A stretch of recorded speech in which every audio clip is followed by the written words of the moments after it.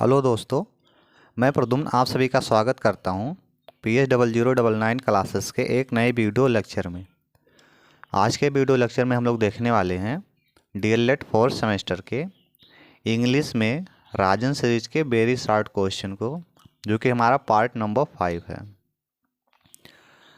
Part number 4 तक हम लोगों ने एप्लीकेशन लिखना सीख लिया था, लेटर कैसे लिखा जाता है, उसका फॉर्मेट क्या होता है, उसके प्रकार क्या क्या होते हैं, उसकी प्रॉपर्टीज़ क्या होती हैं, और ढेर सारे बहुविकल्पीय प्रश्नों को कर लिया था। तो आज हम लोग उसी के आगे देखने वाले हैं पार्ट नंबर 5 में। तो चलिए शुरू करते हैं। पार्ट नंबर 5 आपका शुरू होता है क्वेश्चन नंबर 54 से। 54 नंबर आपका है change the following sentence into complex sentence. यहाँ आपका सेंटेंस दिया गया है in spite of working hard he failed. इसको आपको कॉम्प्लेक्स सेंटेंस में चेंज करना है। तो ऐसे सेंटेंस को जब भी हम चेंज करते हैं इंस्पाइट ऑफ वर्किंग, तो इंस्पाइट ऑफ और डिस्पाइट ऑफ वाले सेंटेंस को जब कॉम्प्लेक्स सेंटेंस में चेंज करना होता है तो उसके लिए सिंपली हम लोग प्रयोग करते हैं दो या आल दो लिख लेते हैं सबसे पहले। तो आल दो, उसके बाद में ही वर्क हार्ड, फिर लगाएंगे यहाँ से कामा हटाकर लगाएंगे यट, फिर ही फेल्ड। यानी कि इंस्पाइट ऑफ के जगह पे हम लोग लगाएंगे दो या आल दो, उसके बाद में ये लगाएंगे इसी के अकॉर्डिंग यहाँ पे सर्वनाम सूचक कर्ता, फिर ये जो ING फॉर्म वाली क्रिया है इसको लिखेंगे थर्ड फॉर्म सेकंड फॉर्म में। तो although he work hard yet he failed, ये आपका बन गया complex sentence. Next question, question number 55। Complete the following sentences. If you had work hard you passed.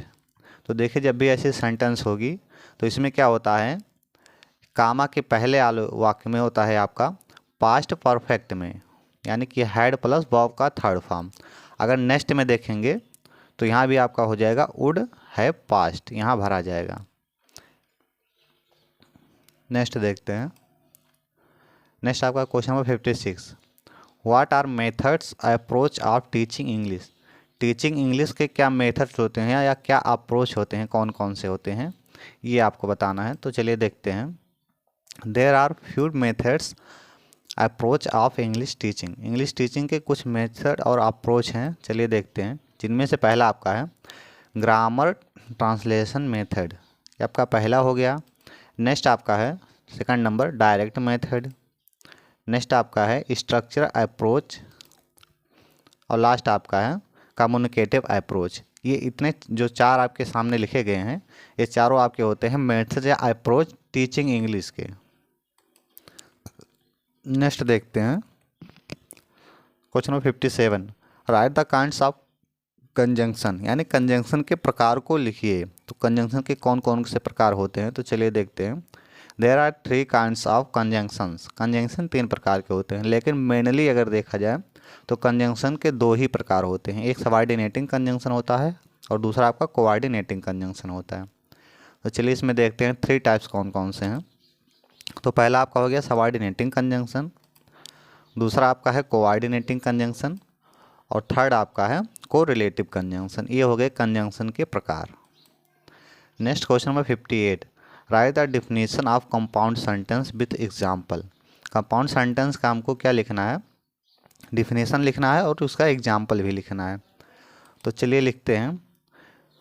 तो इसका डिफिनीशन आपका हो गया कंपाउंड सेंटेंस का, such a sentence as having 2 और more main clauses is called compound sentence. यानी ऐसा sentence जिसमें 2 या 2 से अधिक मेन क्लाज होती हैं उसको हम लोग कंपाउंड सेंटेंस बोलते हैं। जैसे हरी गोज एंड आई कम। तो यहाँ देखिए एक क्लाज यहाँ तक हो गया हरी गोज तक, और दूसरा क्लाज हो गया एंड आई कम। इसमें 2 क्लाजेज हो गए, तो ये आपका हो गया कंपाउंड सेंटेंस। नेक्स्ट आपका है question number 59।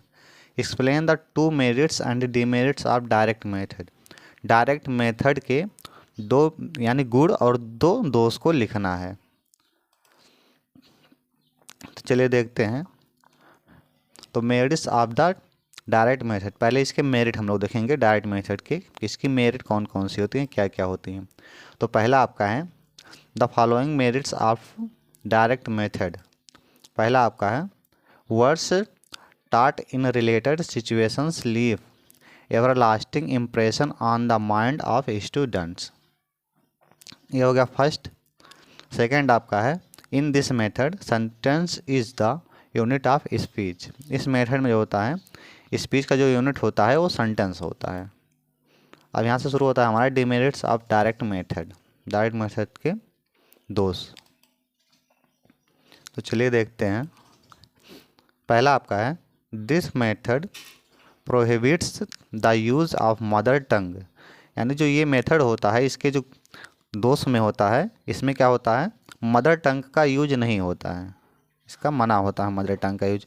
While a comparison with mother tongue is often describable to eradicate persistence errors।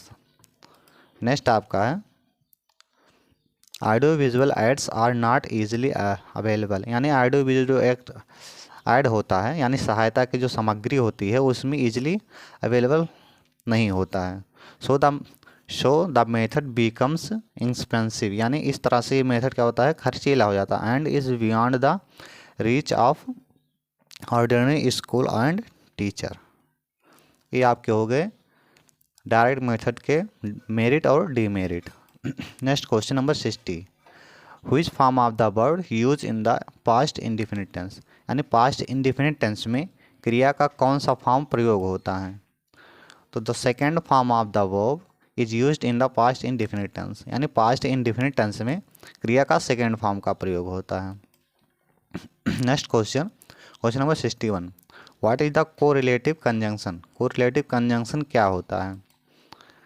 चलिए देखते हैं। Correlative conjunctions are pairs of two that are always use together. यानी जो कोरिलेटिव कंजंक्शन होता है इसमें क्या होता है दो शब्दों का पेयर होता है, जोड़ा होता है। जैसे देखिए द कोरिलेटिव कंजंक्शन आर, यहाँ देखिए बोथ एंड ये हैं, इसमें पेयर में होते हैं, जोड़े में होते हैं कोरिलेटिव कंजंक्शन। पहला बोथ आर, इसमें दो वर्ड है। फिर यहाँ नॉट ओनली बट आल्सो, इसका एक पेयर ये हो गया। नेक्स्ट आपका है आइदर आर, नीदर आर और वेदर आर, ये सब आपके हैं कोरिलेटिव कंजंक्शन। नेक्स्ट आपका है question number 62, explain the kinds of preposition. Preposition के प्रकारों का एक्सप्लेन करना है, व्याख्या करना है, कौन कौन से होते हैं। तो देखिए prepositions there are 5 different kind. यानी प्रीपोजिशन के 5 विभिन्न प्रकार होते हैं। जिसमें से पहला आपका है फ्रेज प्रीपोजिशन। देखिए फ्रेज प्रीपोजिशन क्या होता है, जो 3 या 3 शब्दों से अधिक का होता है उसको हम लोग फ्रेज प्रीपोजिशन बोलते हैं। जैसे by means of, because of, on account of, in opposition to, with regard to, for the sake of, instead of, on behalf of, with a view to, in the event of, ये सभी आपके होते हैं phrase preposition. Next second number आपका है double preposition. Double preposition जो होता है आपका वो 2 प्रीपोजिशन के मेल से बनता है। जैसे देखिए आउटसाइड ऑफ, फिर out of, from out, from behind, from beneath, ये हो गया आपका double preposition. Simple preposition, simple preposition जो होता है वो ज़्यादा से ज़्यादा आपका 2 या 3 या 4 शब्दों से मिलकर बना होता है।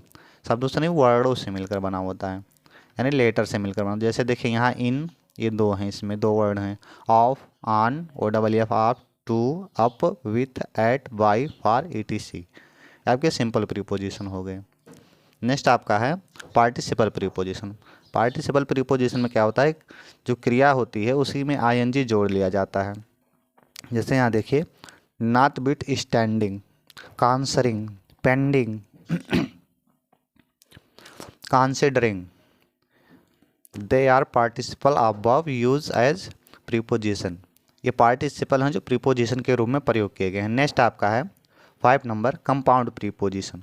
कंपाउंड प्रीपोजिशन जो होता है वो 2 प्रीपोजिशन के मेल से बनता है। जैसे without, with in, outside, inside, into, behind, besides, beneath, below, across, between, etcetera. ये आपके हो गए काइंड्स ऑफ प्रीपोजिशन और उनके प्रकार और कौन कौन से होते हैं उसके अंतर्गत, ये हम लोगों ने देख लिया। नेक्स्ट आपका है क्वेश्चन नंबर 63। क्वेश्चन नंबर 63 आपका है change the following sentence into present perfect continuous tense. He is writing a novel for 5 years। इसको हमको चेंज करना है प्रेजेंट परफेक्ट कंटिन्यूअस टेंस में। तो जब भी हम लोग प्रेजेंट परफेक्ट कंटिन्यूअस में चेंज करेंगे तो उसमें ज़्यादा सेंटेंस में चेंजिंग नहीं होगा। यहाँ हम लोग इसको रिमूव करेंगे, इसको रिमूव करेंगे, उसके बाद में इसका जो पहचान होता है उसको यहाँ पे ला के रख देंगे। तो प्रेजेंट परफेक्ट कंटिन्यूअस टेंस में होता है। इसके लिए हम लोग लगाते हैं हैज या हैव। तो कर्ता सिंगुलर है तो हैज लगाएंगे, उसके बाद में बीन लगाएंगे। फिर क्रिया का थर्ड क्रिया में आईएनजी फॉर्म लगाएंगे। तो यहाँ देखिए आईएनजी फॉर्म ऑलरेडी लगा है, तो हम लोग इज को रिमूव करेंगे और हैज बीन लगा लेंगे। तो ये बनेगा आपका he has been writing a novel for 5 year. Next आपका है क्वेश्चन नंबर 64 नंबर आपका है complete the following sentence using correct article. यहाँ हमको करेक्ट आर्टिकल का प्रयोग करके इस सेंटेंस को पूरा करना है। तो यहाँ सिंपली हम लोग लगाएंगे a virtue is its own reward. ये आपका हो जाएगा correct preposition. Next question number 65 complete the following sentence. इस सेंटेंस को हमको पूर्ण करना है। He is ill fever. तो ही इज इल फीवर यहाँ डॉट डॉट लगा है, यहाँ हमको भरना है। तो हम लोग भरेंगे with, he is ill with fever. Question number 66 complete the following sentence she had dancing for 2 hour. यहाँ हमको भरना है और 2 घंटे से नाच रही है। तो यहाँ देखिए यहाँ लगा है हैड से आपका हो गया पास्ट, यहाँ देखिए ये हो गया कंटिन्यूअस। तो इसके बीच में भरना है हमको, तो परफेक्ट यानी पास्ट परफेक्ट कंटिन्यूअस टेंस की ये सेंटेंस हो जाएगी। तो यहाँ हो जाएगा आपका हैड बीन। नेक्स्ट आपका है 67 number correct the following sentence. इस सेंटेंस को हमको करेक्ट करना है। तो वॉक केयरफुल्ली लेस्ट यू में फॉल। तो देखिए जब भी आपको सेंटेंस में कहीं लेस्ट दिख जाए LEST, तो लेस्ट प्लस सब्जेक्ट के बाद शुड का प्रयोग हमेशा होता है, ना कि मे माइट का। लेस्ट प्लस सब्जेक्ट के साथ शुड का प्रयोग हमेशा होता है। तो ये आपका हो जाएगा walk carefully lest you should fall. Question number 68 fill the correct word. यहाँ करेक्ट वर्ड हमको भरना है। He quarrelled a travel matter. तो यहाँ देखिए क्वेरल्ड यहाँ लगेगा आपका over, he quarrelled over a trivial matter. Next आपका है question number 69 write the meaning of letter and letter writing. नहीं, लेटर राइटिंग का हमको मीनिंग लिखना है। इसको हम लोगों ने पहले देख लिया है सेपरेट वीडियो में। तो देखिए मीनिंग ऑफ लेटर राइटिंग। तो letter writing refers to conveying news and information in writing to other whose are away from us. यानी जो लेटर होता है वो न्यूज़ या इन्फॉर्मेशन होता है जो कि उन लोगों का होता है जो कि हमसे दूर हैं। Everyone may be required to write letters sometimes or the other। यानी यह सबके लिए क्या होता है, रिक्वायर होता है कभी कभी।